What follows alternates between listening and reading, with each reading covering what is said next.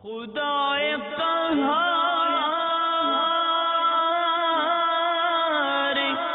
ہے غضب پر کھلے بدکاریوں کے دفتر بچا لو آ کر شفیع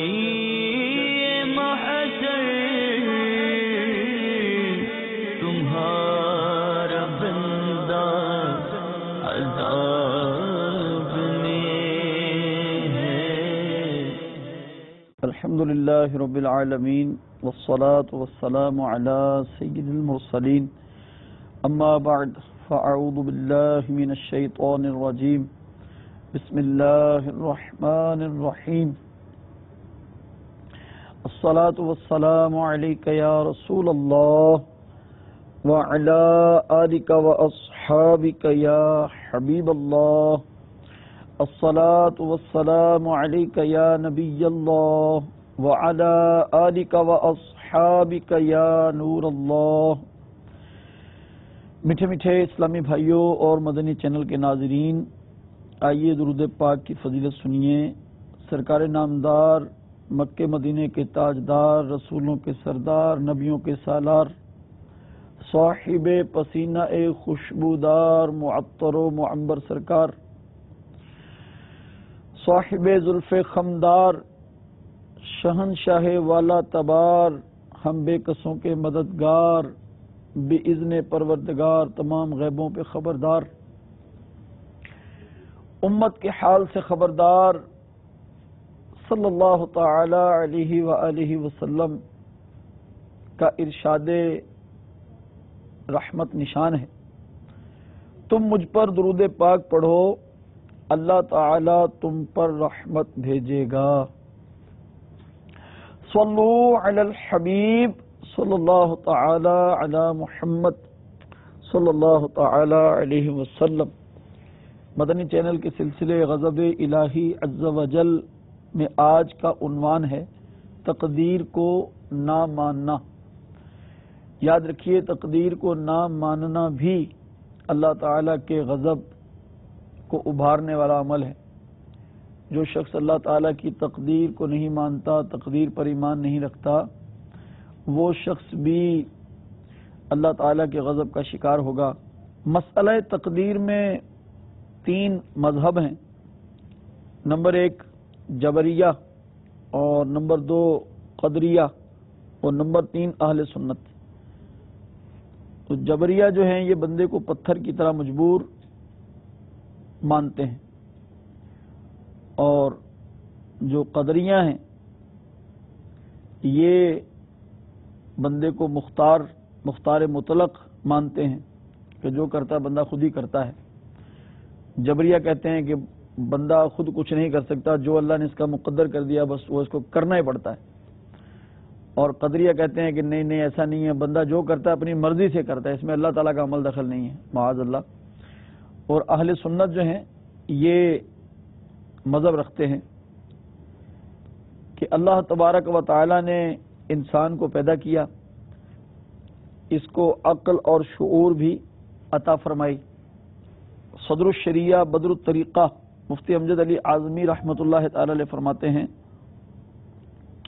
اتنا سمجھ لینا چاہیے کہ اللہ تعالی نے آدمی کو پتھر اور دیگر جمادات کے مثل بے حس و حرکت پیدا نہیں کیا، بلکہ اس کو ایک قسم کا اختیار دیا ہے کہ یہ کام چاہے کرے یا نہ کرے، اور اس کے ساتھ ساتھ عقل بھی دی ہے کہ بھلے برے نفع نقصان کو پہچان سکے، اور ہر قسم کے سامان اور اسباب بھی بندے کو مہیا کر دیے ہیں۔ اب ہوتا یہ ہے کہ جب آدمی کوئی کام کرنا چاہتا ہے اچھا یا برا، تو ساتھ ہی اس کے سامان بھی مہیا ہو جاتے ہیں، اسی لیے انسان کو اچھے کام پر جزا دی جاتی ہے، برے کام پر سزا دی جاتی ہے، اس کو پوچھ گچھ کی جاتی ہے۔ یعنی انسان اپنے آپ کو بالکل مجبور سمجھے یا بالکل مختار اور مرضی کا مالک سمجھے، یہ دونوں باتیں گمراہی ہیں۔ اللہ تبارک و تعالی ہم سب کو درست عقیدہ رکھنے کی توفیق عطا فرمائے۔ قضاء و قدر کے جو مسائل ہیں یہ عام لوگ نہیں سمجھ سکتے۔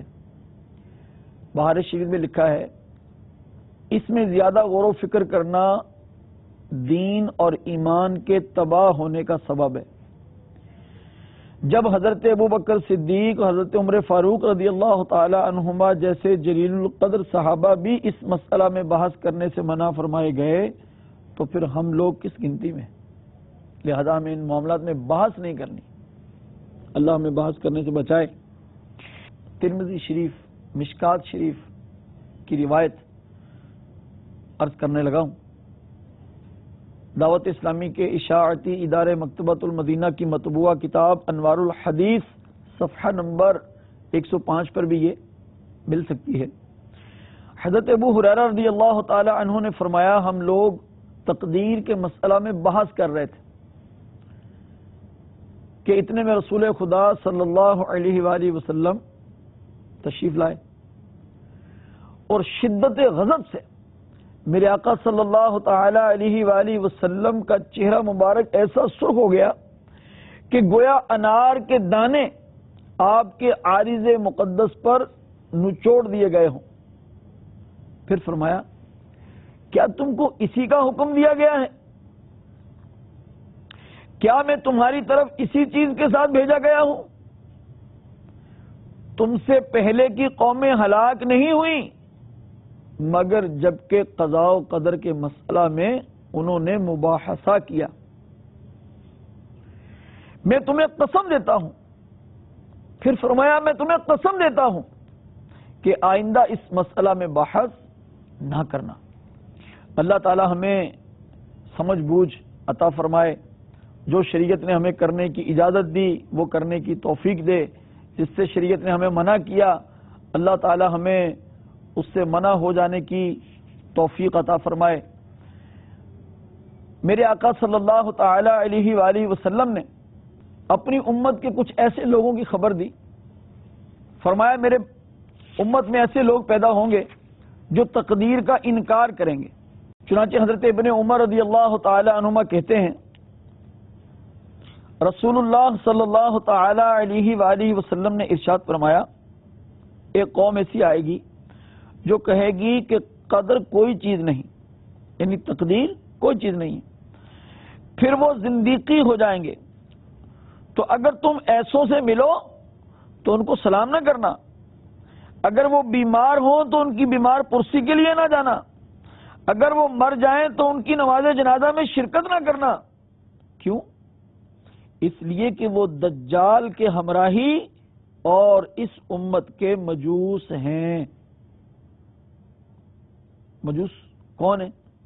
مجوسی وہ ہیں جو آگ کی پوجا کرتے ہیں، آگ کو خدا مانتے ہیں۔ علماء کرام ارشاد فرماتے ہیں کہ میرے آقا صلی اللہ تعالی علیہ وآلہ وسلم نے ان لوگوں کو مجوسیوں سے تشبیہ کیوں دی؟ اس لیے کہ مجوسی جو ہیں ان کے نزدیک دو خدا ہیں، ایک نیکی والا اور ایک بدی والا۔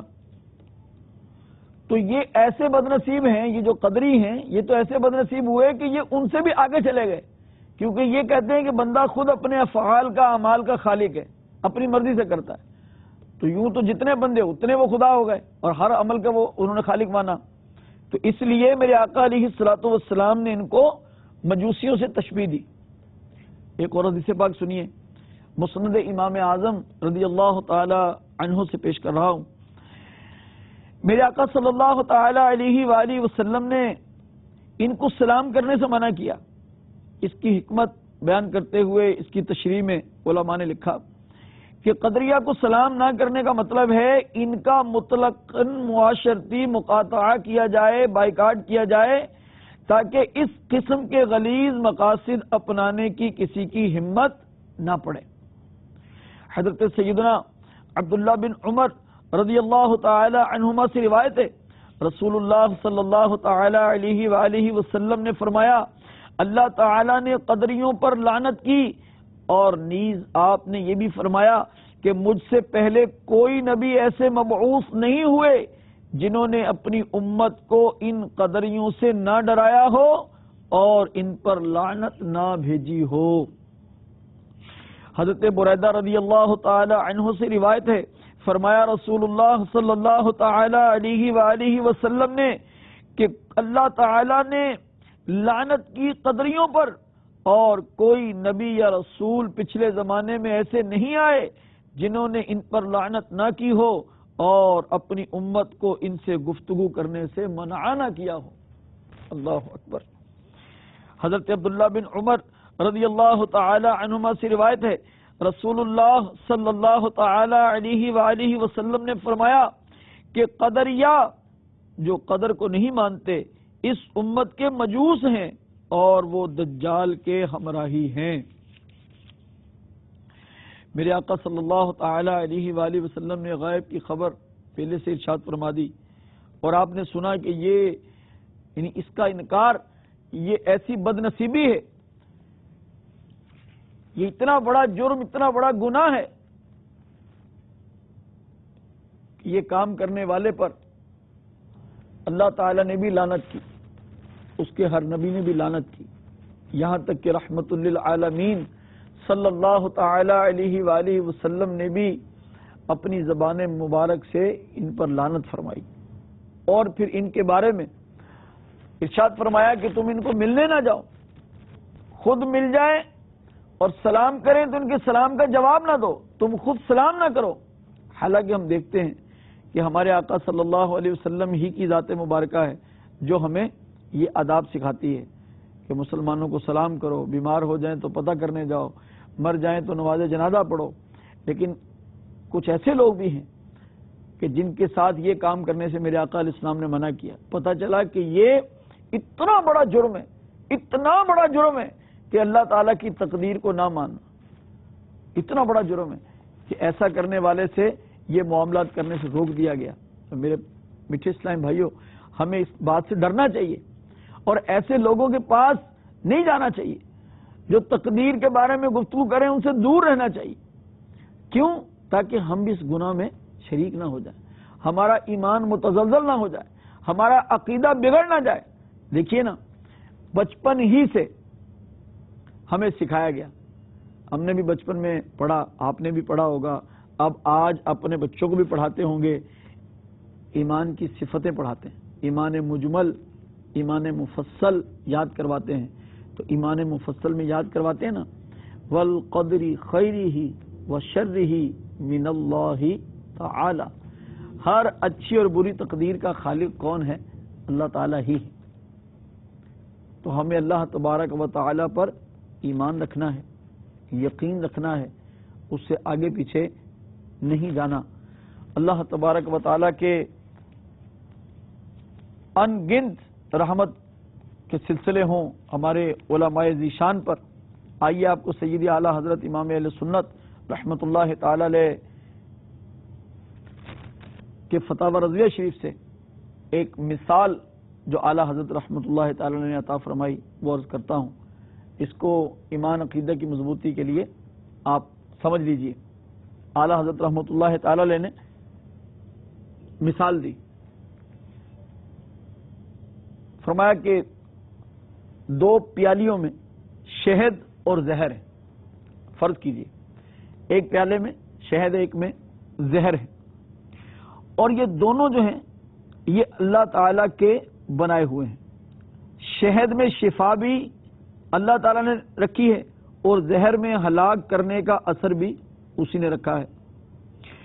اور پھر اللہ تعالی نے روشن دماغ حکیموں کو بھیج کر بتا بھی دیا ہے کہ دیکھو شہد، یہ شہد ہے اس کے منافع، یہ زہر ہے اس کے نقصانات، یہ بتا بھی دیا ہے، اور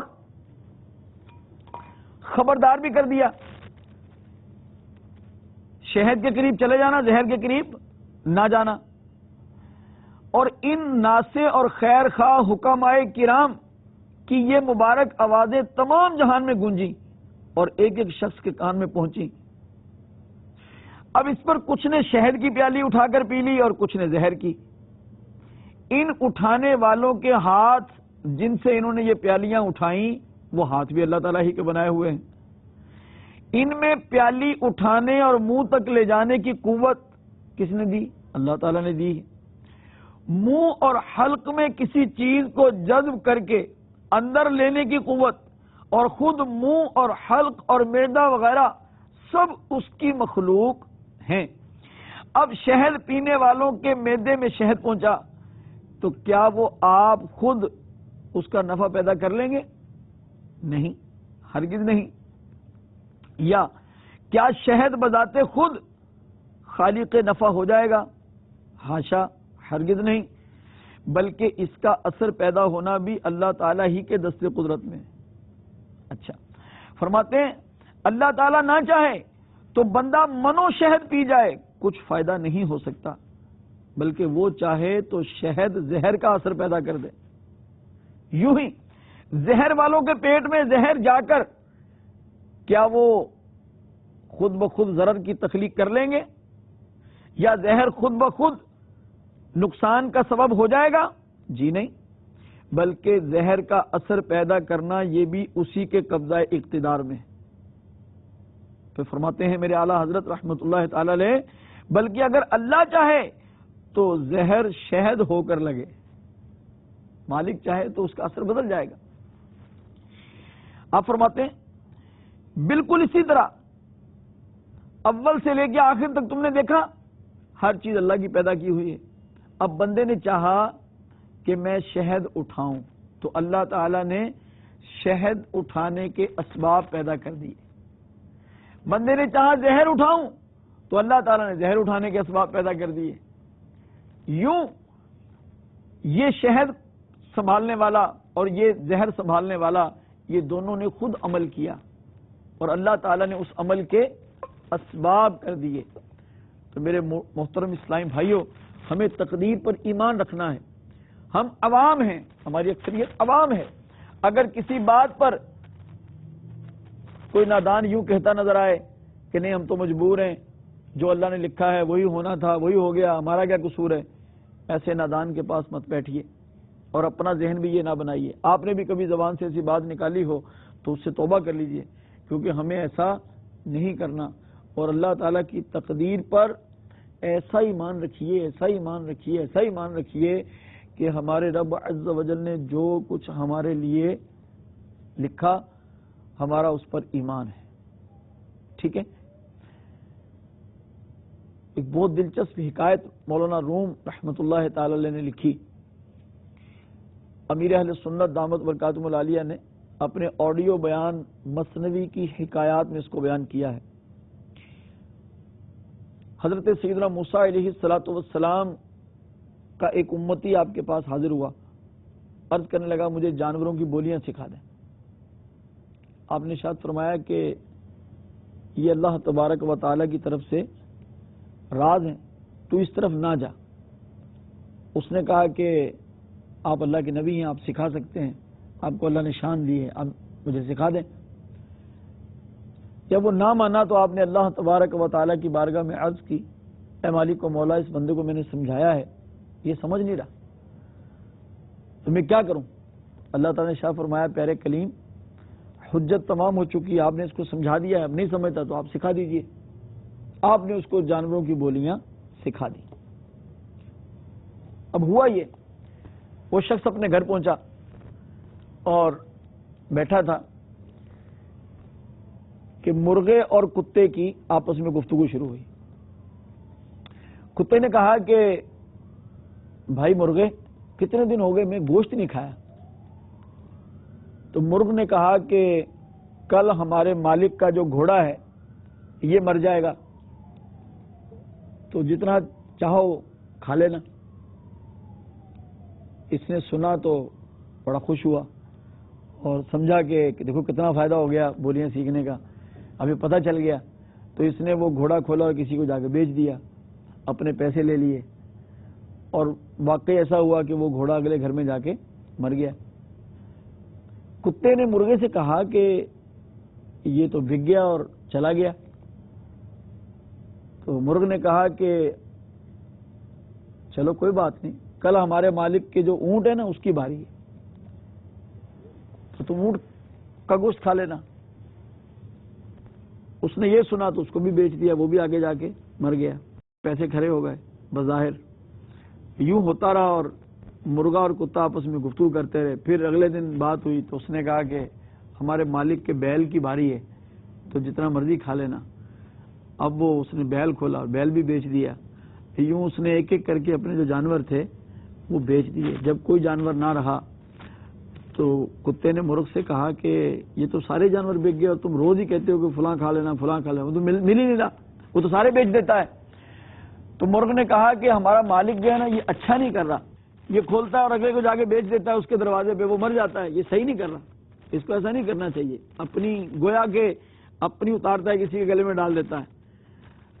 تو یہ کہہ کر مرغ نے کہا کہ اچھا کل ہمارے مالک کی اپنی مرنے کی باری ہے,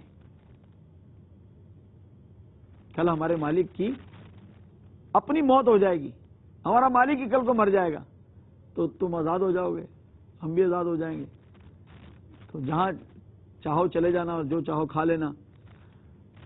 اب جب اس نے سنا تو بے چینی لگ گئی اور مرغ کی پچھلی جو ساری خبریں تھیں وہ صحیح تھیں, اب اپنی بھی اس کو پریشانی لگ گئی. اب یہ روتا روتا اور پریشان بارگاہ موسوی علیہ السلام میں حاضر ہوا اور آن کر عرض کرنے لگا کہ یا نبی اللہ میرے ساتھ تو یہ ہو گیا, آپ نے ارشاد فرمایا کہ تجھے منع کیا تھا اللہ کے رازوں کو نہ کھول, تو مانا نہیں. اب ہونا وہی تھا جو اللہ نے مقدر کیا تھا, تو یہ کام نہ کرتا, تیرے جانور مرنے تھے اور اب تو نے بھی مرنا ہی مرنا ہے. تیری موت تو آنی ہے لیکن اب جو تجھے بے چینی ہے یہ تو نہ ہوتی. تو میرے مقدر میں کیا ہے, کسی ٹھیلے والے کے پاس لوگ چلے جاتے ہیں, اس نے لکھ کے لگایا ہوا تقدیر کا حال پوچھیے, خود فٹ پاتھ پہ ہیں اور لوگوں کی تقدیریں بتا رہے ہیں, کمال ہے. اس کے پاس جا کے کوئی کہتا ہاتھ دکھاؤ تو اس کو ہاتھ دکھانے لگ جاتے ہیں, کسی نجومی کے متھے لگ جاتے ہیں. یوں مت کیجئے, یہ نجومیوں کے پاس جانا بھی منع ہے. مدنی چینل آپ کا خیر خواہ ہے, دعوت اسلامی آپ کی خیر خواہ ہے. وہ کام جن سے ہماری آخرت خراب ہوتی ہے, دنیا خراب ہوتی ہے, جن کاموں سے ہمارا رب ہم سے ناراض ہوتا ہے, دعوت اسلامی ان کاموں کی نشاندہی کر کے آپ کو بتاتی ہے. دعوت اسلامی کے مبلغین آپ کی خدمت میں ایسے معاملات لے کر آتے ہیں کہ یہ کام ہم نے نہیں کرنے. اسی طرح ہمارے مبلغین آپ کی خدمت میں وہ باتیں بھی بتاتے ہیں جن سے ہماری دنیا بھی اچھی ہو جائے, آخرت بھی اچھی ہو جائے.